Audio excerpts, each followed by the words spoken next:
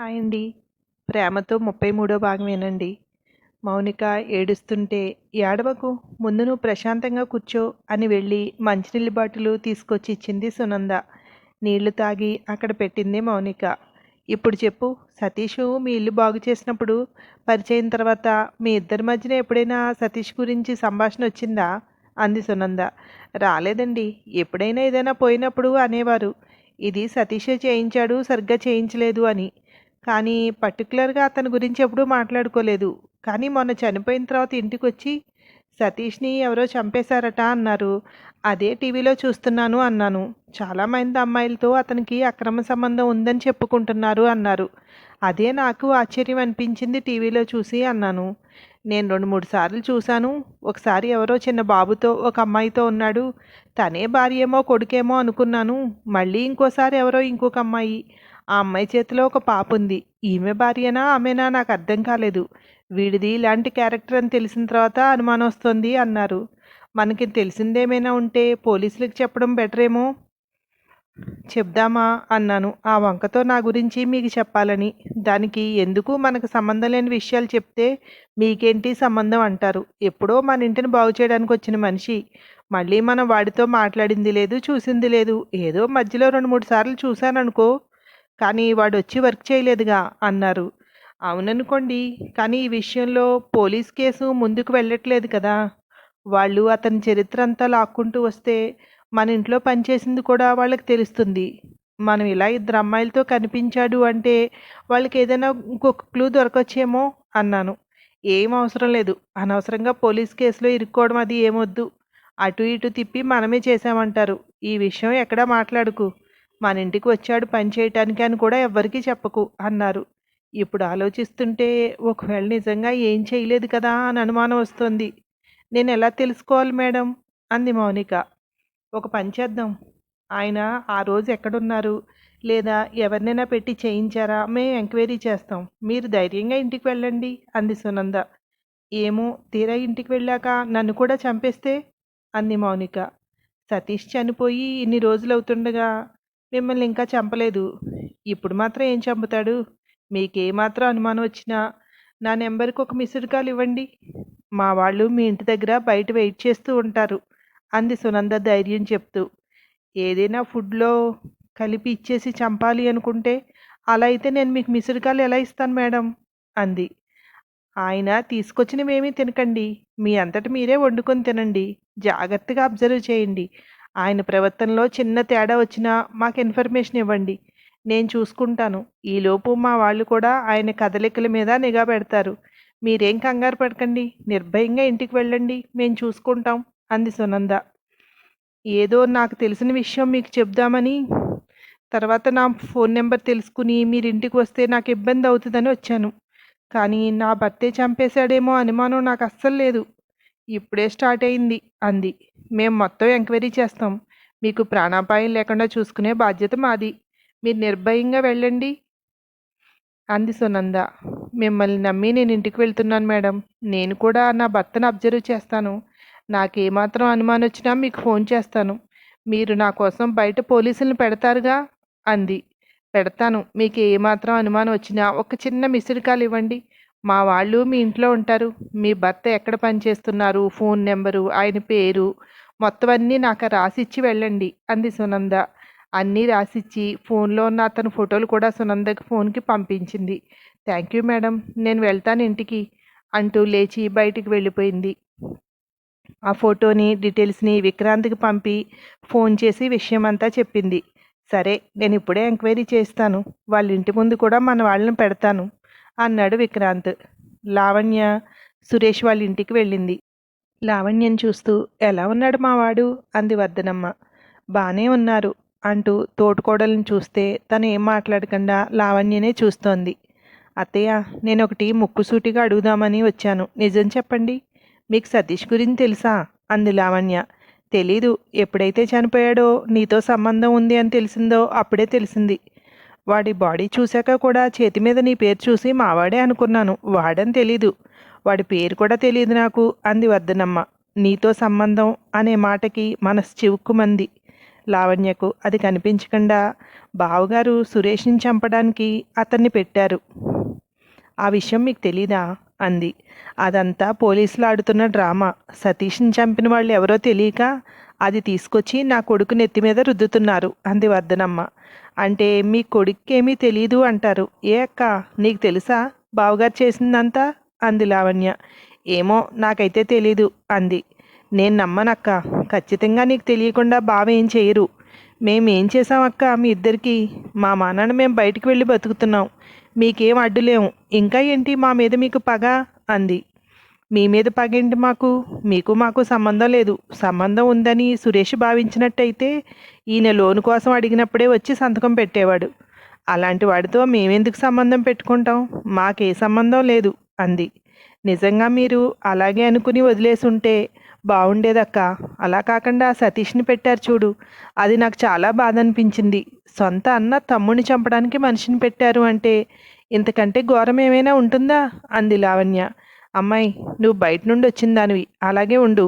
నా కొడుక్కిని ఒక్క మాట అంటే నేను ఊరుకోను అంది వర్ధనమ్మ. మీకిప్పటికీ మీ కొడుకు నిర్దోషిగా కనిపిస్తున్నాడా అంది లావణ్య. కనిపిస్తున్నాడు. ఎప్పటికీ అలాగే కనపడతాడు కూడా.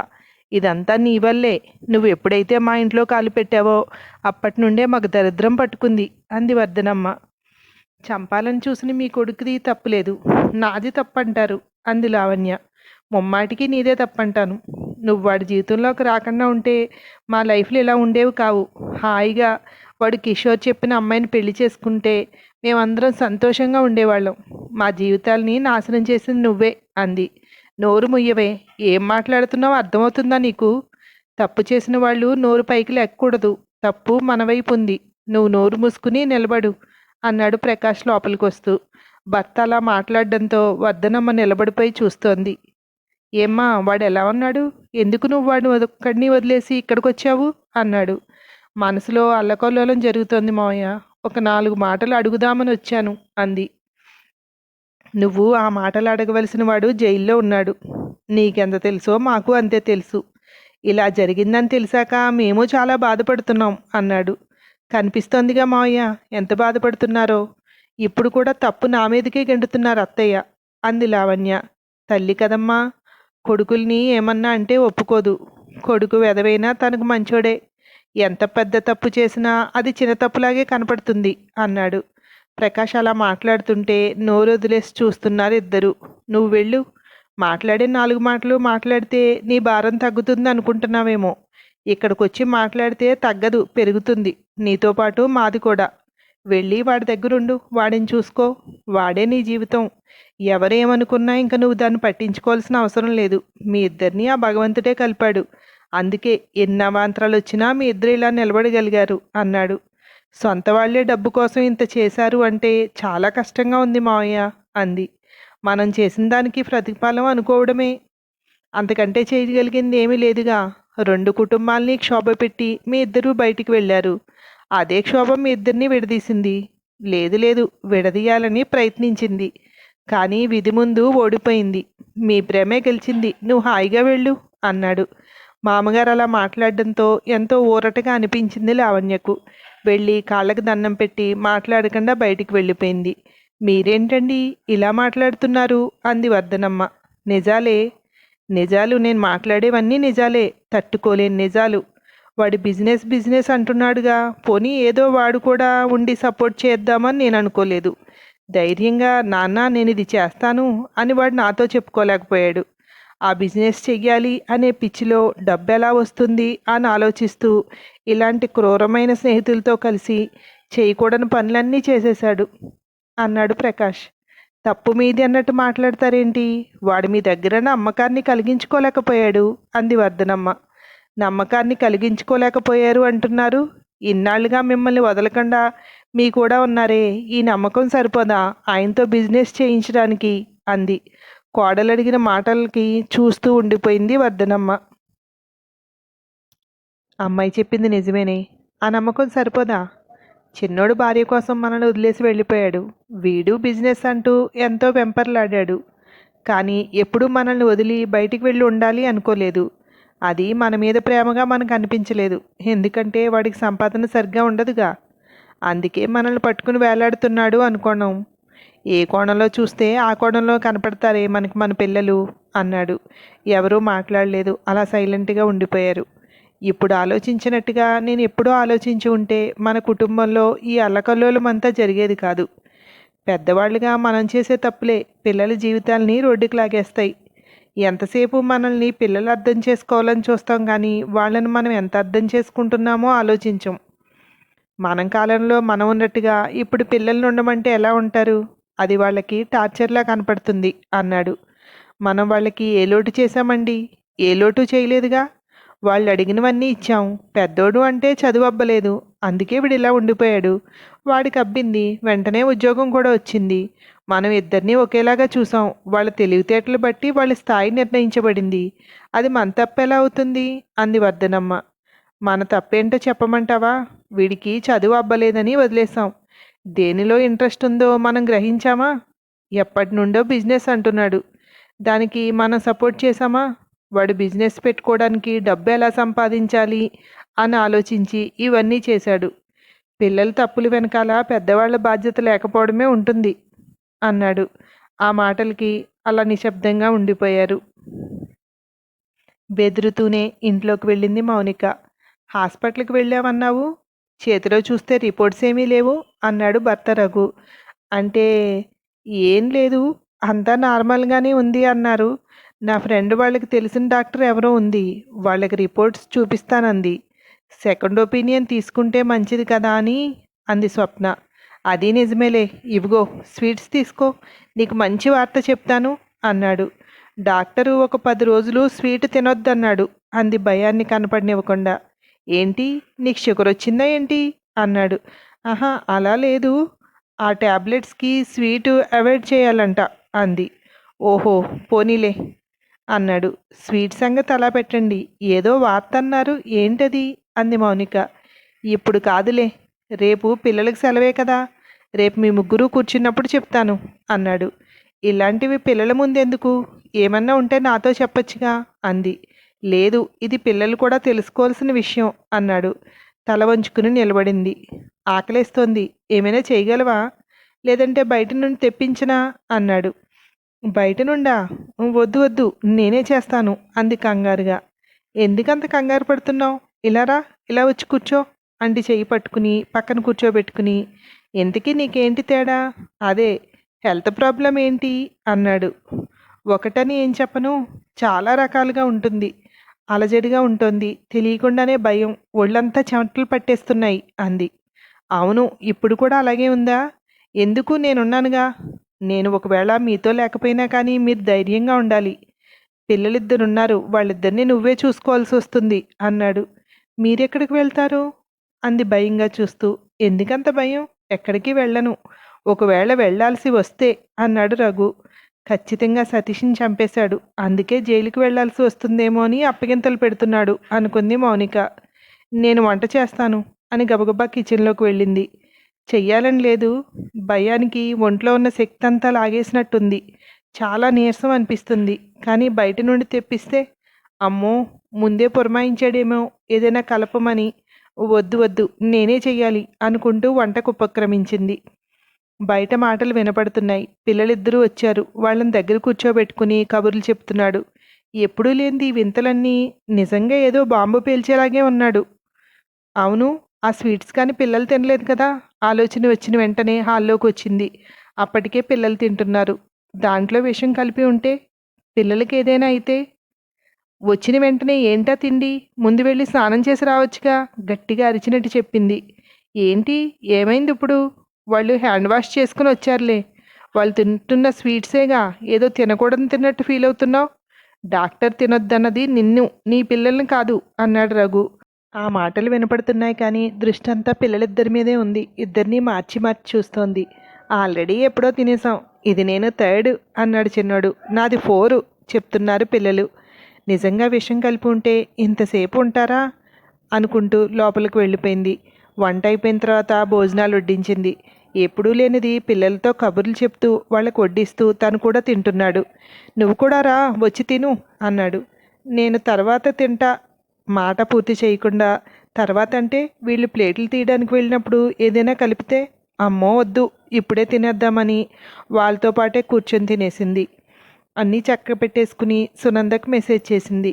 చాలా అనుమానాస్పదంగా ప్రవర్తిస్తున్నారు మేడం, నాకైతే భయంగా ఉంది. ఈ రాత్రి నిద్రలో నన్ను చంపేస్తే అని. అతని కాల్ రికార్డ్ అది చెక్ చేసాం. అనుమానాస్పదంగా ఏం లేదు. నువ్వు అనవసరంగా కంగారు పడుతున్నావు. కంగారు పడద్దు. బయట మా వాళ్ళు వెయిట్ చేస్తున్నారు. అబ్జర్వ్ చేస్తూనే ఉంటారు. టెన్షన్ పడద్దు అని అటునుండి మెసేజ్ వచ్చింది.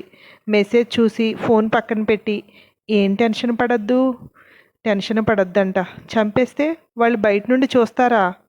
అమ్మో మళ్ళీ మెసేజ్ చూస్తే అనుకుని ఫోన్ తీసి మెసేజ్లు 2 డిలీట్ చేసేసింది. ఏంటలా కూర్చున్నావు? మందులు ఏమైనా వేసుకోవాలేమో. అవును, నువ్వు మందులు కూడా తెచ్చుకున్నట్లేవేంటి అన్నాడు రఘు అక్కడికి వస్తూ. అంటే నా ఫ్రెండ్ మందులు కూడా తీసుకోవద్దంది. తను సెకండ్ ఒపీనియన్ కనుక్కున్న తర్వాత వాళ్ళు ఇదంతా ఓకే అంటే అప్పుడు మందులు తెచ్చుకుంటాను అంది. ఏంటో డాక్టర్ రాశాక మందులు వాడాలిగా. రేపొద్దునే నేను బయటికి వెళ్ళినప్పుడు గుర్తు చేయి, నేను తీసుకొస్తాను అన్నాడు. అని లోపలికి వెళ్ళిపోయాడు. అతను పడుకునే వరకు చూసి తను కూడా పడుకుంది, కానీ భయంతో నిద్ర పట్టడం లేదు. ఏమో నిద్రపోతుండగా లేచి వచ్చి చంపేస్తే అనిపించింది. సునంద వాళ్ళు అతను కాల్ రికార్డు అయ్యి చెక్ చేస్తున్నారు. అతను కాల్ రికార్డు, ఆ చనిపోయిన రోజు తన ఫోన్ సిగ్నల్ ఇవన్నీ చెక్ చేశాను. అనుమానాస్పదంగా ఏం కనిపించలేదు అన్నాడు విక్రాంత్. ఎవరికైనా డబ్బులు ఎక్కువ మొత్తంలో ట్రాన్స్ఫర్ అయినట్టు అలా ఏం లేదా అంది సునంద. అంటే నలుగురికి పెద్ద మొత్తంలోనే ట్రాన్స్ఫర్ చేశారు. నలుగురు డీటెయిల్స్ తీసాం. ఇన్ఫర్మేషన్ ఇంకా రాలేదు అన్నాడు. తన చేతికి మట్టి అంటకుండా వేరే వాళ్ళతో చేయించి ఉండొచ్చు. వాళ్ళ డీటెయిల్స్ కూడా తొందరగా చూడండి. స్వప్న ఇంటి దగ్గర ఉన్న వాళ్ళని మాత్రం అబ్జర్వ్ చేస్తూ ఉండమనండి. ఏ నిమిషంలోనైనా ఆ అమ్మాయికి ప్రమాదం జరగచ్చు అంది సునంద. లావణ్య హాస్పిటల్ దగ్గరికి వచ్చాక గౌరీ నేను వెళ్తాను అని లేచి బయటికి వెళ్ళిపోయింది. గౌరీ వెళ్ళాక సురేష్ లావణ్యని అడిగాడు, ఎక్కడికి వెళ్ళావు ఎంతసేపు అని. మా ఇంటికి, మీ ఇంటికి అంది. ఏం గొడవ పడలేదు కదా అన్నాడు. అలానే వెళ్ళాను. వాళ్ళని చూశాక గొడవ పడడానికి ఏం లేదు. అందరూ మంచివారే. ఒకరినొకరు అర్థం చేసుకోకుండా అపార్థాలతో శత్రువులుగా మారిపోయారు అంది. మనం వాళ్ళందరితోటి దూరంగా ఉండడమే ఈ అనర్థాలన్నిటికీ కారణం అన్నాడు. అవును, నీ మాటలతో నేను ఏకీభవిస్తున్నాను. ఇప్పుడు నేను వెళ్తుంటే ఒక అమ్మాయి నాతో మాట్లాడడానికి వచ్చింది. ఆ అమ్మాయి పేరు మౌనిక. ఆ అమ్మాయి ఎవరో తెలుసా? సతీష్తో అక్రమ సంబంధం పెట్టుకున్న అమ్మాయి. భర్త పిల్లలు ఉండగా సతీష్తో కలిసి ఉంది అంటే భర్తను వదిలేసి కాదు, అతనికి తెలియకుండా ఇంట్లోనే ఉంటూ ఈ వ్యవహారం అంతా సాగించింది. అది 4 సంవత్సరాలుగా. సతీష్ ఇలాంటి వాడని మనం ఎందుకు కనిపెట్టలేకపోయామో నాకు చాలా ఆశ్చర్యంగా ఉంది అంది లావణ్య. అతను అందరు అమ్మాయిల్లాగే నిన్ను వాడుకుని వదిలేద్దాం అనుకోలేదు. నిన్ను పెళ్లి చేసుకుని నీతో జీవితాంతం ఉండాలి అనుకున్నాడు. అందుకే మన దగ్గర అస్సలు దొరకకుండా తన టాలెంట్ చూపించాడు. మొదట్లో నువ్వు అనుమానించేదానివి, నాకు గుర్తుంది. కానీ అతని ప్రవర్తన నాకు అనుమానించేదిగా కనపడలేదు. అందుకే పూర్తిగా నమ్మేశాను. ఎందుకులే ఇప్పుడు తలుచుకోవడం, అది కూడా బాధే అన్నాడు. కానీ సురేష్, నన్ను నేను క్షమించుకోలేకపోతున్నాను. అంత గుట్టిగా ఒక మనిషిని ఎలా నమ్మానో నాకే అర్థం కావట్లేదు. నీకు ఒక విషయం గుర్తుందో లేదో, మన ఫ్రెండ్స్ని కూడా నేను చాలా దూరంగా పెట్టేదాన్ని అంది. ఇంతకీ ఇప్పుడు ఆ అమ్మాయి ఏమైంది? ఏం చెప్పింది నీకు అన్నాడు సంభాషణ మరో దారి మళ్ళిస్తూ. తన విషయాలన్నీ చెప్పింది. పోలీసులకు తెలిసింది చెప్తాను అంటే సునంద మేడం దగ్గరికి పంపించాను. తను సతీష్తో ఎక్కువగా మాట్లాడింది కనుక పోలీసులే కనిపెట్టి వాళ్ళ ఇంటికి వెళ్తే ఇబ్బంది అని తన భయం అంది. అలా ఎవరితోనన్నా ఉండడం వల్ల వాళ్ళు ఎవరైనా చంపేసి ఉంటారా అన్నాడు. ఏమో చెప్పడం కష్టం. ఇలా మౌనిక లాంటి వాళ్ళు ఎంతమంది ఉన్నారో అతని ఖాతాలో. మౌనిక భర్త చంపేసి ఉండాల్సిన అవసరం లేదుగా. ఎవరి భర్త అయినా అయి ఉండొచ్చు, లేదా ఎదురు తిరిగిన అమ్మాయిలైనా ఎవరో అయి ఉండొచ్చు అంది లావణ్య. ఏదైనా కానీ సతీష్ని చంపింది ఎవరో తొందరగా తెలిస్తే బావుండును అన్నాడు సురేష్. ఆ తర్వాత ఏమైందో మరో భాగంలో విందురు కానీ. Thank you.